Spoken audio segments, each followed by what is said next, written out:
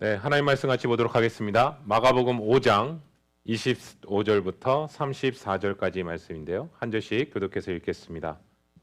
열대를 혈루증으로 알아온 한 여자가 있어 많은 의사에게 많은 괴로움을 받았고 가진 것도 다 허비하였으되 아무 효용이 없고 도리어 더 중하여졌던 차에 예수의 소문을 듣고 무리 가운데 끼어 뒤로 와서 그의 옷에 손을 대니 이는 내가 그의 옷에만 손을 대어도 구원을 받으리라 생각함일러라.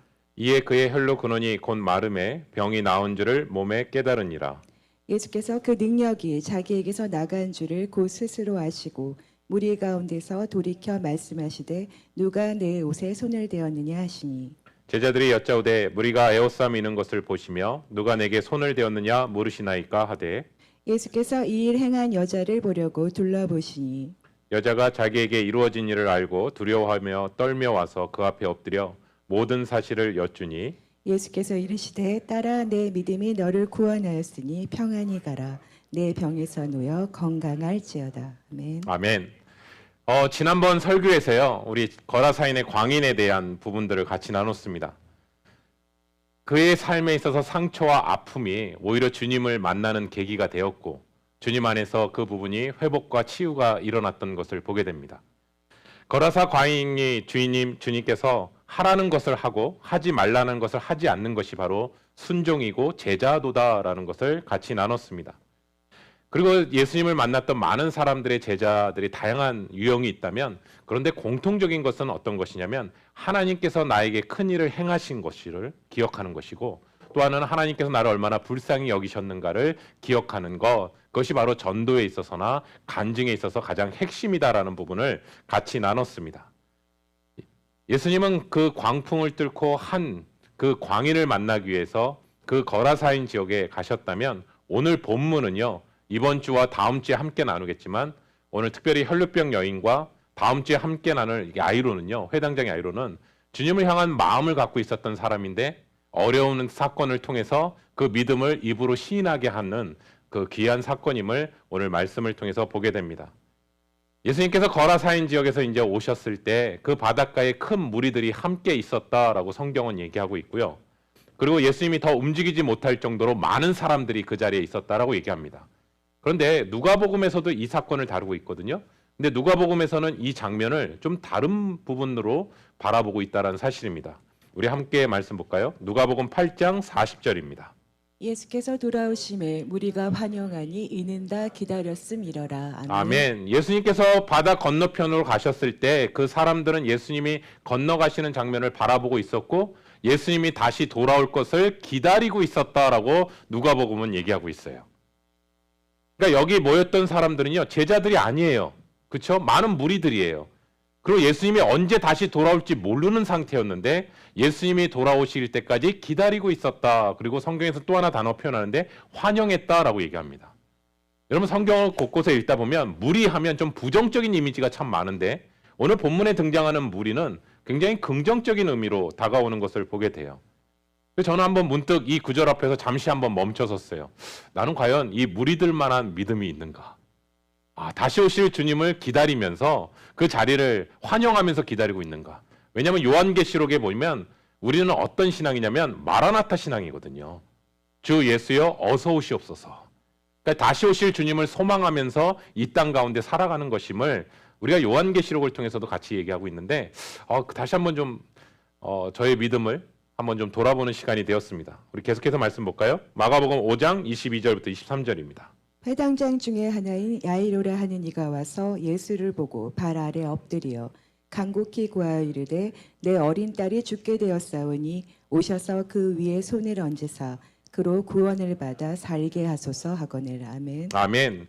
그 헬라어 성경에 보니까 여기에 나오는 동사가요 다 능동적이에요. 다시 말씀드리면 많은 사람들이 지금 예수님 주변에 있는 상황인데 한 사람이 회당장 야이로가 거기를 뚫고 들어와서 예수님 앞에 발 앞에 엎드렸다라고 성경은 얘기하고 있어요.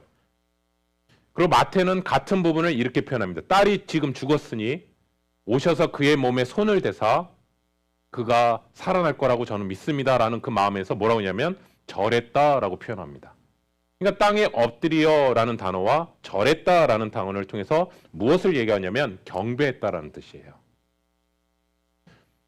회당장은요, 그 당시에 유대인들은 회당에 모였었거든요. 그 회당을 관리하는 사람이고 그 예배를 준비하는 사람이에요. 오늘날로 얘기하면 목회자 혹은 장로님인 것이죠. 그렇기 때문에 회당장 하면 영적으로나 많은 사람들에게 영향력을 끼치는 사람들이에요. 근데 우리가 마가복음을 계속 읽어서 아시겠지만 예루살렘에서 온 바리새인들이 예수님이 치유와 기적을 통해서 어떠한 꼬리표를 붙였냐면 예수님은 메시아가 아니라 귀신들의 왕 바알세불의 힘에 의해서 귀신들을 쫓아낸다라는 꼬리표를 달았거든요. 그러니까 많은 사람들은 유대인들 중에 특별히 정치적으로나 영향력이 있었던 사람들은 그냥 예수를 이단으로 생각했었다고요. 근데 지금 이 회당장 야이로는 오늘 마가와 누가에서 뭐라고 하냐면 예수님 앞에 경배했다, 무릎을 꿇었다라는 그 표현은 뭐냐면 예수님을 하나님의 아들로 표현하는 거예요. 마태는요 이렇게 표현해요. 마가와 누가는 자기의 딸이 지금 죽어가고 있습니다. 주님 오셔서 저희 딸을 살려주십시오 라고 얘기하고 있다면 마태복음은 이걸 합쳐버렸어요. 지금 딸이 방금 죽었는데 예수님이 오셔서 우리 딸을 살려주실 줄로 믿습니다 라는 그 부분들을 흘러가고 있어요. 여러분 저는 여기서 잠시 한번 멈춰볼까요? 사람의 생명에 위협이 찾아오거나 정말 힘든 일이 찾아오면 지푸라기라도 잡는 심정으로 다가갈 수 있습니다. 그런데 아무리 위급한 상황이라도요, 평상시에 하나님에 대해서 전혀 생각하지 않았던 사람이 갑자기 하나님을 부르짖지는 않습니다. 그리고 또 하나 힌트는 뭐냐면 그로 구원을 받아 살게 하소서. 회당장이 이렇게 표현하고 구원이라는 단어를 사용했다라는 것은 예수님을 메시아로 고백하고 있다라는 것이죠. 그냥 단순히 내 딸 살려주세요 차원이 아니라 당신은 하나님이십니다. 당신만이 내 딸을 살리실 수 있습니다라는 그 하나님을 의식하면서 살았다라는 것을 얘기하는 거예요. 그래서 제가 서두에서 말씀드렸지만 지금 이 상황, 자기의 딸이 죽어가는 그 상황 속에서 자기 마음속에 감춰졌던 하나님을 향한, 예수님을 향한 그 믿음이 오히려 드러나게 되는 계기가 되었다라는 거예요. 그래서 우리가 때로는 주님께서요, 여러분이 갖고 있는 그 믿음을 여러분의 현장 속에서 때로는 이해되지 않은 고통의 현실 속에서 그것을 드러내실 때가 있어요. 반면에 나는 믿음이 참 좋은 줄 알았는데 고통의 현장 앞에서 내가 믿음이 없었음을 또 드러내시기도 하시고요. 그래서 오늘 말씀을 통해서 정말 용기를 내지 못해 믿음을 드러내지 못했던 그 회당장 야이로 그 안에 있었던 믿음을 시인하며 드러내는 계기로 오늘 본문 말씀은 얘기하고 있다는 사실입니다. 그런데 오늘 본문의 샌드위치 구조처럼요, 갑자기 껴있는 사건이 있어요. 이게 바로 혈루병 여인이에요. 혈루병 여인도 주님을 향한 그 믿음이 입으로 시인하며 드러나는 사건이었음을 우리가 성경을 통해서 얘기합니다. 우리 말씀 볼까요? 마가복음 5장 24절부터 25절입니다. 이에 그와 함께 가실새 큰 무리가 따라가며 애워싸 밀더라. 12회를 혈루증을 알아온 한 여자가 있어. 아멘. 아멘. 예수님이 회당장 야이로와 함께 지금 그 집을 향해서 갑니다. 그런데 제자들과 회당장 야이로만 가는 게 아니라 거기에 있었던 많은 무리들이 같이 덩달아 따라갑니다. 그런데 그런 와중에 12해 동안 혈루병을 앓았던 여인이 갑자기 그 장면 속에 끼어들기 시작합니다. 오늘 본문은요, 회당장 야이로에게 포커스를 두고 있는데 갑자기 한 여인이 불쑥 나타나서 그 장면을 끼어서 들어오는 장면입니다. 그러면 유출병, 여자들에게 있어서 그 유출병은 여자의 생식기에서 계속 피가 흐르는 병입니다. 근데 이 병은 얼마나 고통스러운 병이냐면 많은 양의 피를 쏟아내기 때문에 마치 자신의 생명이 빠져나가는 같은 고통을 느끼는 병입니다. 구약 성경에 보시면 레위기 15장에 보면 유출병은 부정한 병이다라고 얘기합니다. 그래서 이 병을 얹은 사람은, 갖고 있는 사람은 다른 사람이 접촉하게 되면 이 부정한이 전염된다라고 해서 사람들이 접촉하지 않았던 병 중에 하나가 바로 유출병이라는 병입니다. 여러분 이 병에 대해서 여러분 한번 오늘날의 시선으로 생각해 볼까요? 아, 이거 너무 불경한 거 아니야?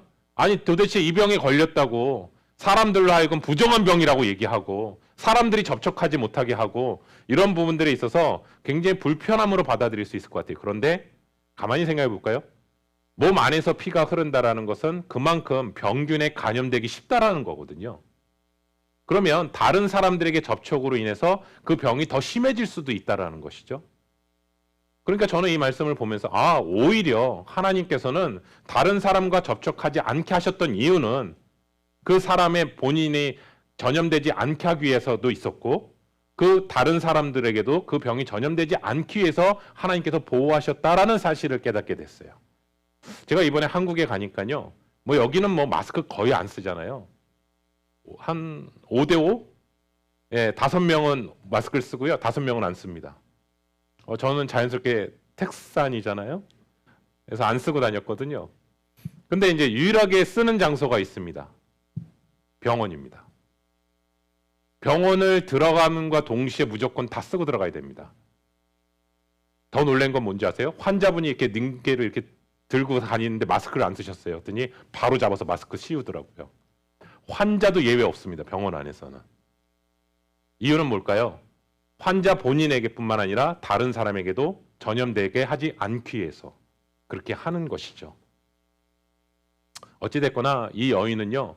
1, 2년 동안 유출병을 앓아도 너무나 고통스러울 텐데 12년 동안 앓고 있었다라고 성경은 얘기합니다. 여러분 우리가 성경을 읽을 때 숫자라는 단어가 나오잖아요. 야이로의 딸도 12살이라고 얘기하거든요. 그리고 여기에서 나오는 유출병 걸렸던 여인도 12년이라는. 12는 어떤 숫자냐면요. 하늘의 숫자가 3이에요. 땅의 숫자가 4예요. 그래서 두 숫자를 곱하게 되면 12가 나와요.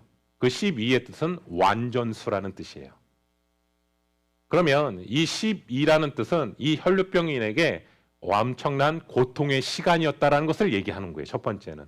근데 또 하나 기억하셔야 될 게 있습니다. 12는 완전수라고요. 다시 말하면 하나님께서 일하시는 타이밍의 시간이란 뜻이에요. 그래서 마가는 그 부분을 우리에게 던지는 거예요. 예수님께서 일하시겠구나.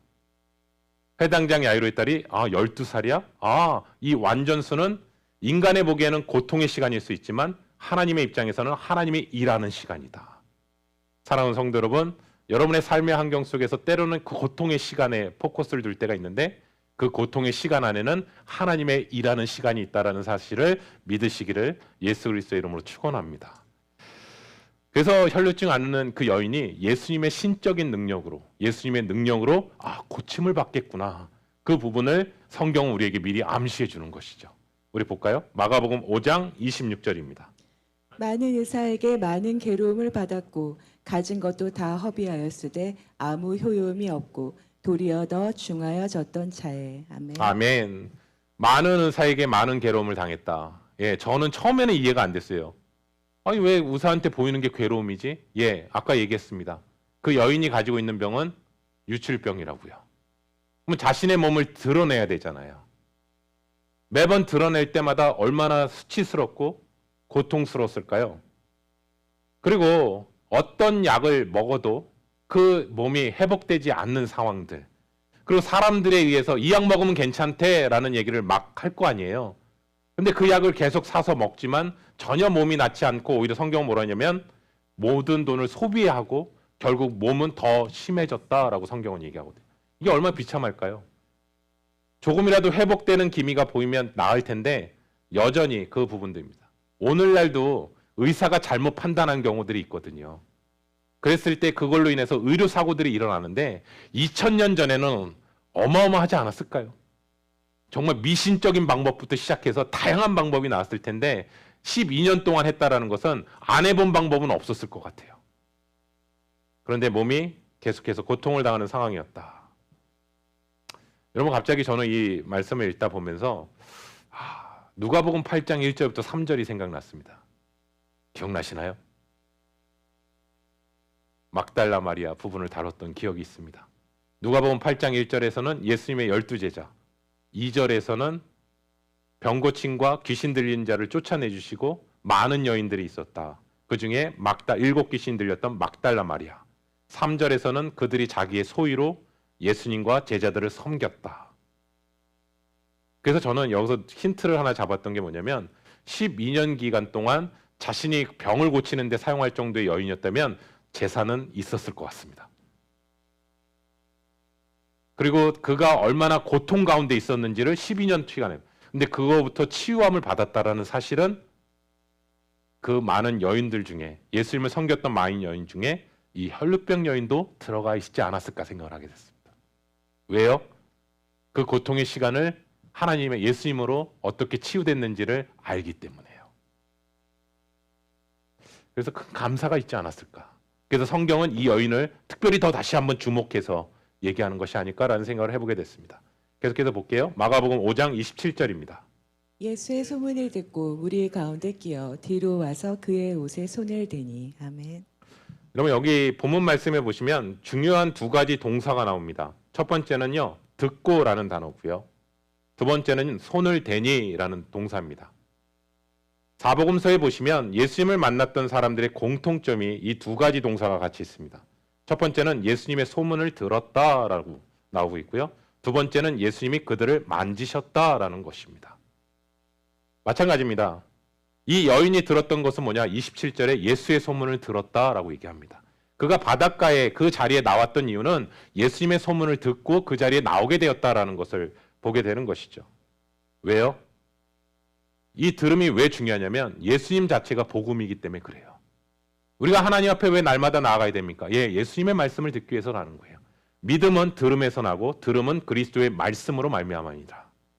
그리고 그 가운데서 옷에만 손을 대어도 구원을 받을 거라는 그 믿음이 있었다라는 거예요.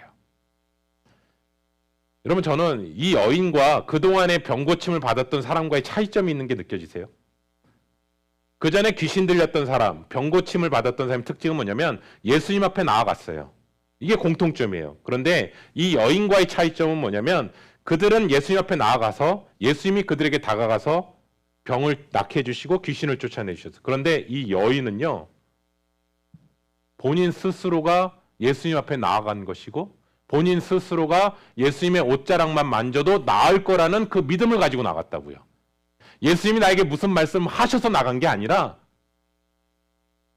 능동적이고 오히려 더 적극적으로 나아가고 있다는 거예요. 여러분 우리가 신앙생활도 때로는 그래요. 다른 사람이 시켜서 다른 사람이 말해서 하는 신앙이랑 적극적으로 자발적으로 나아가는 것은 다르다고 생각합니다. 여러분 우리가 신학교 때 이렇게 목사님들이 항상 얘기했어. 최소 기도 2시간씩 해야 된다. 그럼 저는 착한 신학생이었기 때문에 2시간만 합니다. 땡! 하면 이제 끝납니다. 근데 그거 아세요? 2시간만 하라는 뜻일까요? 아니요. 2시간 하는 사람은 3시간도 할 수 있습니다. 3시간 하는 사람은 4시간 할 수 있고요. 2시간이라는 것을 제한한 게 아니라 성령의 인도하심을 받는 시간으로 나아가라는 뜻이죠. 아멘이시죠? 아멘이시죠? 네. 그래서 이 여인이 적극적으로 혼자 행동하고 혼자 적극적으로 나아가는 모습을 보게 돼요. 이렇게 일방적인 믿음의 역사를 나타낸 여인이 바로 이 혈루병 여인이에요. 그 결과 어떻게 됐냐? 그녀의 믿음대로 됐어요. 뭐라고 얘기하시냐면 예수님의 옷자락에 손을 대는 순간 혈루의 근원이 마름에 병이 나온 줄을 깨달았더라. 12년 동안 눌려 있었는데 그 병이 깨끗이 나았다라는 것을 얘기하고 누가는 다음과 같이 얘기합니다. 볼까요? 누가복음 8장 42절부터 44절이요. 이는 자기에게 12살 된 외딸이 있어 죽어가 밀어라. 예수께서 가실 때 무리가 밀려들라. 이에 12회의 혈루증을 앓는 중에 아무에게도 고침을 받지 못하던 여자가 예수의 뒤로 와서 그의 옷가에 손을 대니 혈루증이 즉시 그쳤더라. 아멘. 아멘. 여러분 혈루병 여인이 손을 댄 것은 옷의 끝자락이라는 뜻이거든요. 근데 그 끝자락은 어떤 것을 얘기하냐면 옷술을 얘기해요. 옷술. 옷의 끝에 자리에 4개의 옷술을 달았어요. 이스라엘 사람들은 옷술을 달았다고요. 랍비들은. 옷자락에 술을 단 이유는 성경에 이렇게 얘기합니다. 여호와의 모든 계명을 기억하고 준행하기 위해서. 그리고 방종하게 하는 마음과 눈의 욕심을 따라 음행하지 않기 위해서 옷술을 다룬 거예요. 그러니까 옷술을 볼 때마다 하나님의 말씀을 기억하는 거고 하나님의 말씀을 어떻게 준행해야 되는 것이고 또 방종하게 하는 마음으로 가서는 안 되고 그리고 눈의 욕심을 따라 음행하지 않기 위해서 옷술을 달아둔 상징의 의미가 있어요. 그래서 예수님은 마태복음에 이렇게 표현하시더라고요. 제가 읽어볼게요. 23장 5절에요. 그들이 경문띠를 넓게 하고 옷을 길게 다는 것은 모든 행위를 사람에게 보이고자 하기 때문이다라고 얘기합니다. 그러니까 바리새인들은 이것을 오히려 위선으로 삼았다고요. 자신이 얼마나 권위 있는 사람인지, 자신이 얼마나 하나님의 말씀을 잘 지키는 사람인지를 보여주기 위해서 위선으로 옷술을 더 길게 내린 거예요. 그런데 성경에서 말하는 옷술의 진짜 의미는 뭐냐? 하나님의 모든 계명을 기억하고 준행하기 위해서 옷술을 다른 거라는 거예요. 그러면 하나님의 모든 계명은 예수님이 딱 두 가지로 압축해버렸어요. 613계명의 계명을 딱 두 개로 얘기합니다. 하나님을 사랑하고 내 이웃을 내 몸과 같이 사랑하라. 여기서 뭘 나타낸다고요? 오늘 설교 제목에서 제가 이렇게 했어요. 옷자락에서 전해지는 주님의 사랑. 그 옷술의 의미는 하나님의 사랑을 얘기하는 거예요. 하나님의 사랑. 그래서 이 여인이 지금 손을 댄 것은 뭐냐면 하나님의 사랑, 예수님의 사랑에 손을 댄 거예요. 주님, 저는 주님의 사랑 없이는 안 됩니다. 주님, 저를 사랑하여 주시옵소서. 주님의 사랑으로 이 병을 낫게 하여 주시옵소서. 그래서 옷술을 얘기하는 거예요. 그리고 즉각대로 나은 거예요. 우리 말씀 볼까요? 마가복음 5장 30절부터 33절이요. 예수께서 그 능력이 자기에게서 나간 줄을 곧 스스로 아시고 무리 가운데서 돌이켜 말씀하시되 누가 내 옷에 손을 대었느냐 하시니 제자들이 여짜오되 무리가 에워싸 미는 것을 보시며 누가 내게 손을 대었느냐 물으시나이까 하되 예수께서 이 일 행한 여자를 보려고 둘러보시니 여자가 자기에게 이루어진 일을 알고 두려워하며 떨며 와서 그 앞에 엎드려 모든 사실을 여쭈니. 아멘. 예수님이랑 이 혈루병 여인만 알았어요. 이 사건은. 혈루병 여인은 자신의 몸이 근원이 멈췄다라는 것을 알고 자기의 병이 나았다라는 것을 알았고요. 예수님은 자신에게서 능력이 나갔다라는 것을 알게 됐어요. 누가 내 옷에 손을 대었느냐라고 주님이 질문할 때 제자들은요. 주님, 이 많은 사람이 예수님 주변을 따라다니고 있고 많은 사람들이 부딪혔겠죠.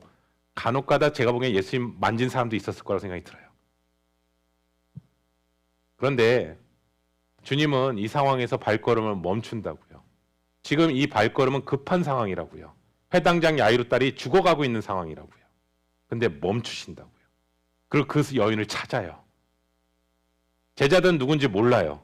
이 상황 속에서 누가는 좀 더 자세하게 다뤄요. 그러니까 주님이 주목하시는 사건이 있고요. 사람들은 주목하지 않는 경우가 있고요. 또 반면에 사람들은 이 사건을 주목하고 있는데 주님은 주목하지 않고 그냥 지나가실 수 있다라는 거예요. 누가복음 8장 45절부터 47절 볼까요?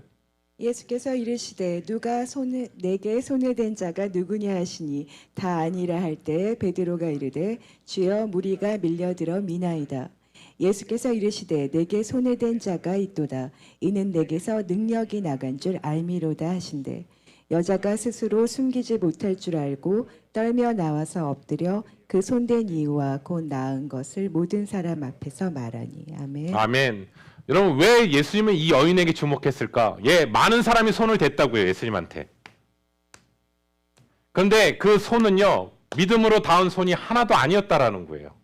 유일하게 이 여인만 믿음으로 예수님의 옷에 손을 댄 거예요. 옷술에. 그래서 저는 이 여인을 보면서 세 가지의 문제 가지고 있었어요. 고통을. 첫 번째 뭐냐면 육체적인 고통이요. 12년 동안 낫지 않는 병이요. 두 번째는 뭐냐? 경제적인 거예요. 12년 동안 돈을 다 소비했다고요. 세 번째는 뭐냐? 사회적 고통이에요. 자신 스스로도 너무나 죄스럽고 고통스러운데 어느 누구도 자기가 다가갈 수 없는 거예요. 왜요? 부정한 사람이니까. 마치 나병 환자처럼 바라보니까. 여러분 가만히 생각해 보세요. 우리가 처해 있는 이 고통 가운데, 여러분들이 처해 있는 가운데 이 삼중고 고통을 다 갖고 계신 분 계세요?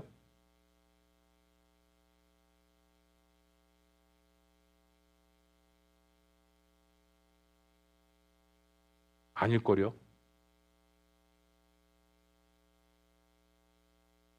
이 상황 속에서 아무 희망이 없잖아요. 냉정하게 얘기하면. 누굴 봐도 의지할 수도 없고 누굴 봐도 자기 문제를 해결할 수 없는 그 상황 속에서 이 삼중고의 고통 가운데서 신락 같은 마치 바늘구멍으로 하나 뚫린 하나의 빛이 세미하게 들어올 수 있는 그 하나는 뭘까? 예수님이요.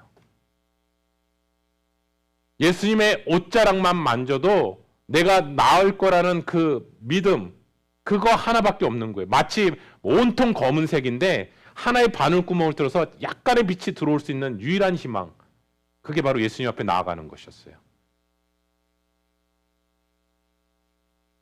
근데 예수님이요, 아니 그냥 지나가시지. 나은 거 아시면 그냥 지나가시지. 왜 자꾸 찾으실까? 그리고 그 여인을 향해서 왜 그것을 드러내게 하실까? 여러분, 그냥 우리는 이렇게 그냥 생각할 수 있는데 이 여인이 얼마나 고통스러웠을까 생각 들거든요. 왜냐하면 사람 있는데 나타나면 안 돼요. 그리고 많은 사람들이 자신의 몸을 부딪힐 수도 있잖아요. 그럼 다 부정하게 되잖아요. 그냥 은밀히 주님과 1대1로 하고 끝났으면 좋겠는데 주님은 다 드러내게 하시는 거예요. 우리 말씀 볼게요. 마가복음 5장 34절입니다. 예수께서 이르시되 딸아 내 믿음이 너를 구원하였으니 평안히 가라 내 병에서 놓여 건강할지어다. 아멘. 아멘. 회당장 야이로에게는 많은 바닷가에 있는 사람들에게 예수님 앞에 절하며 나의 딸을 살려달라고 주님 앞에 자신의 모습을 드러냈습니다. 예수님과 1대1로 앉아있을 때 얘기한 것이 아니라 많은 사람 앞에서요. 그리고 이 혈루병 여인도 자신이 어떤 병이 걸렸음을 얘기하는 거예요. 많은 사람들 앞에서요. 그리고 어떻게 치유함을 받았는지를 얘기하는 거예요. 여러분 그거 아세요? 그게 간증이에요. 제가 아까 서두에서 말한 것처럼 하나님이 나에게 어떤 큰 일을 행하셨고 나를 어떻게 불쌍히 여기셨는지를 드러내는 게 간증이에요. 그리고 그 얘기를 한다는 것은 사람들로부터 지탄을 받을 수 있었다고요. 그 몸으로 왔단 말이야? 라는 지탄을 받을 수도 있다고요. 그럼에도 불구하고 그것을 드러내요. 근데 여러분 그거 아세요? 만약에 이 여인이 드러내지 않았다면 그 다음 구절은 없어요. 예수님이 여기서 끝나지 않았어요. 뭐라고 얘기했냐면 딸아 내 믿음이 너를 구원하였으니 평안히 가라.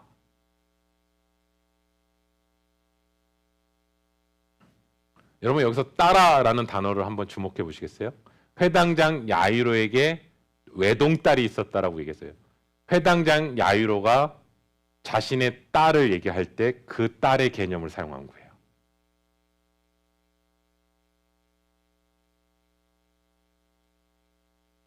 여러분들이 크게 감동이 없으신데요. 제가 한 사건이 하나 있었어요. 제가 복지관에서 실습을 했었거든요. 제가 사회복지학과를 나와서 학부는. 근데 실습을 하는데 그 복지관의 아이들이랑 캠프를 갖게 됐어요. 2박 3일로. 그래서 이제 같이 실습 나온 학생들이랑 같이 캠프를 가서 2박 3일 보내는 거예요.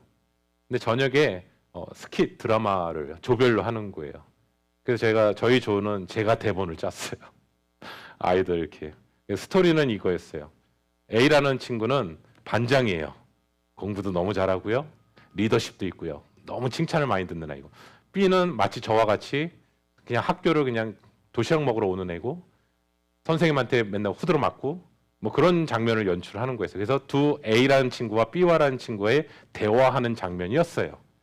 그게 뭐였냐면 B라는 친구가 이런 거야. 야 나는 맨날 학교 오면 선생님 인정하지도 않고 집에서도 좀 넌 나가! 막 그런 얘기 많이 듣고 난 너무 괴롭다. 근데 나는 너 보니까 부럽다. 선생님들한테도 인정받고 또 아이들한테도 리더십이 있고 반장이 돼서 난 너가 참 부럽다. 이게 그 스킷 드라마 장면 중에 누워서 서로 대화하는 장면이었어요.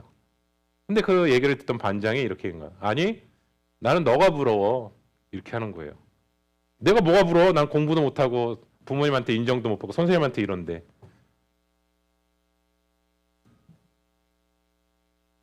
넌 엄마가 있잖아. 나는 한 번도 엄마라고 불러본 적은 없어. 이거였거든요. 근데 갑자기 그 복지관에 있었던 선생님들이 막 우는 거예요. 그래서 제가 보기엔 그 정도 연기력은 아니었거든요. 그게 뭐 울 정도의 대사인가? 근데 막 펑펑 우는 거예요. 다 끝났어요. 나보고 우는 거야. 어떻게 그렇게 어떻게 잘하셨어요? 그래서 잘한 건 왜냐하면 교회 다닐 때마다 이렇게 드라마 하니까 이렇게 한 건데 이게 뭐 대단하지? 근데 그 선생님이 그러는 거예요. 어렸을 때부터 얘는 할머니 손에 키웠다는 거예요. 엄마가 누군지 모른다는 거예요. 근데 걔가 그 대사를 한 거예요.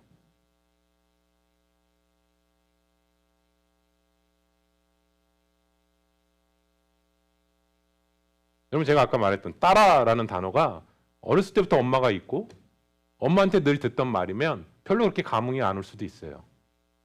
근데 한번 딸이라는 말을 한 번도 들어본 적이 없고 그런 사람에게 따라라는 단어는 다르게 다가올 거라고 생각이 들어요. 회당장 야이로에게서 그 외동딸은 너무나 소중한 딸이잖아요. 근데 마치 주님이 혈루병 여인을 향해 너가 그런 딸이야 나에게. 딸이라는 단어를 사용하시는 거예요. 우리가 잘 아는 성경에서 말하는 영적 가족의 개념을 얘기하시는 거예요. 예수님의 12제자만 포함되는 줄 알았거든요. 아니요. 이 여인을 향해서도 딸아라고 얘기합니다. 예수님의 가족이 된 여인이라고요.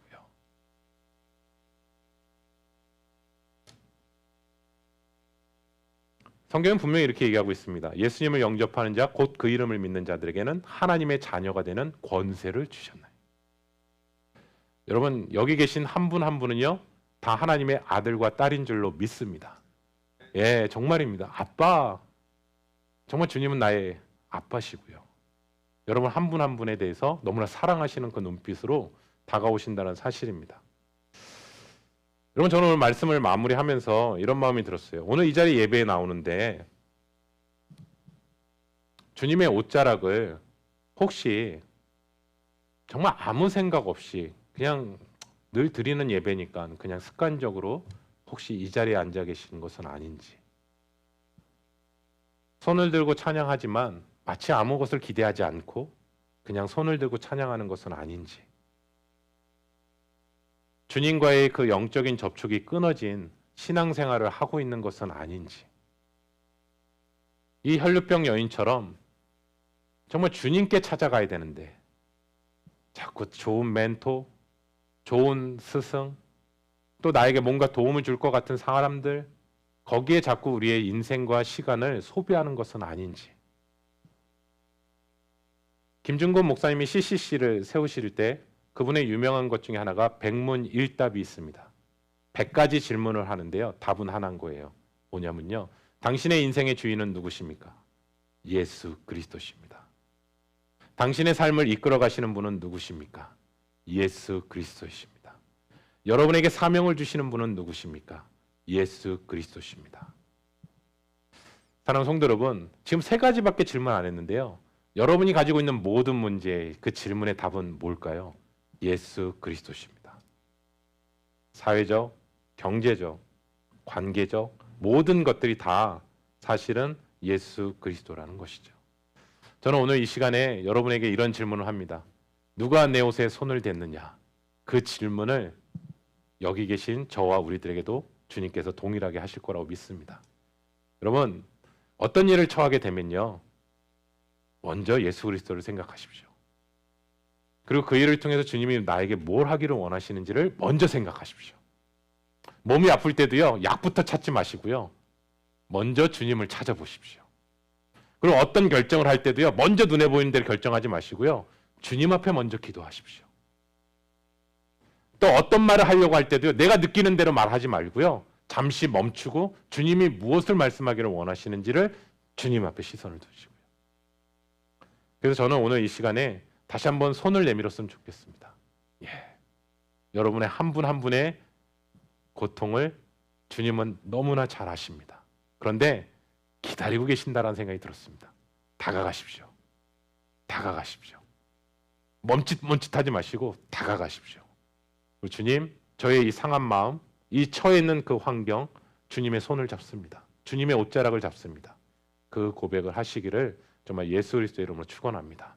아들아, 딸아, 내 믿음대로 구원하였으니 너가 놓여 있는 모든 문제로부터 노임을 받고 평안할지어다. 기도하겠습니다. 사랑의 하나님, 오늘 이 혈류병의 여인의 그 고백이 저희들의 고백이 되는 시간이 되기를 소원합니다. 우리가 가지고 있는 경제적, 사회적, 또 관계적, 우리가 순간순간 고통이 찾아올 때가 너무나 많이 있지만 그 문제 앞에서 주님 앞에 끌어안고 주님 앞에 나아가지 못했음을 오늘 이 시간에 다시 한번 말씀을 통해 회개하게 됩니다. 환경을 바라봤고 사람을 바라봤고 내 가지고 있는 큰 문제에만 집중하게 되었는데 오늘 말씀을 통해서 혈루병 여인처럼 주님 앞에 다가가고 주님 앞에 그 나아가는 그 모습이 우리 안에 너무나 없었음을 주님 앞에 회개합니다. 우리의 모든 문제의 근원의 해결점은 바로 주님이십니다. 살아계신 주님을 만나는 자리가 되게 도와주시고 우리의 그 고통으로부터 자유함과 치유함을 주실 수 있는 분은 바로 하나님이심을 다시 한번 믿음으로 선포하며 나아가는 우리 귀한 시간이 되게 도와주시옵소서. 우리 귀한 성도님들로 묶여있는 것으로부터 자유함을 얻게 하여 주시고 주님께서 친히 그 문제로부터 해결하여 주셔서 주님만을 더욱더 신뢰하며 주님만을 더욱더 바라보며 나아가는 우리 귀한 시간으로 주님 붙들어 주시옵소서. 예수님의 이름으로 기도드립니다. 아멘.